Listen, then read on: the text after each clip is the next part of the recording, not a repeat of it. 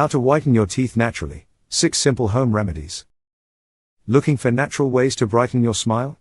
Here are some simple remedies to whiten your teeth at home, naturally. 1. Baking soda and hydrogen peroxide. How to prepare? Mix a small amount of baking soda with hydrogen peroxide to form a paste. How to use? Gently brush your teeth with it for 1 to 2 minutes, then rinse thoroughly. Why does it work?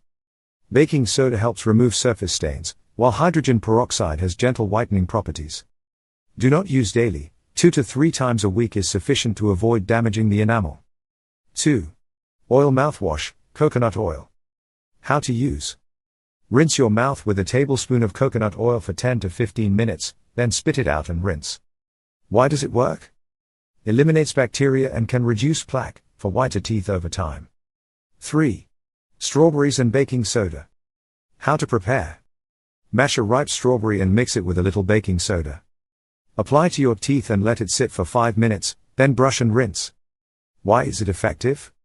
Strawberries contain malic acid, which helps remove surface stains. 4. Apple cider vinegar, diluted. How to prepare?